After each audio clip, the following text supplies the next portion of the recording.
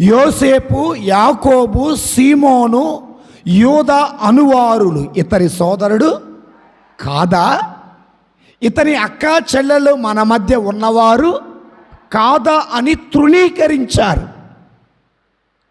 ఇప్పుడు యేసు ప్రభు వారిని తృణీకరించింది ఎవరు? అమ్మా గట్టి చెప్పండి. యేసు ప్రభు వారిని తృణీకరించింది సొంత వారే. సొంత వారు అనగా యూదులు. రైట్. యేసు ప్రభు వారిని ఎందుకు తృణీకరించారు?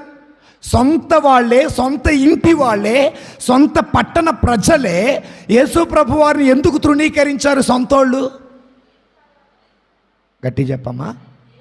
యూదులు యేసు ప్రభు వారు దేవుడు అని నమ్మల. మరి నిజంగా యేసు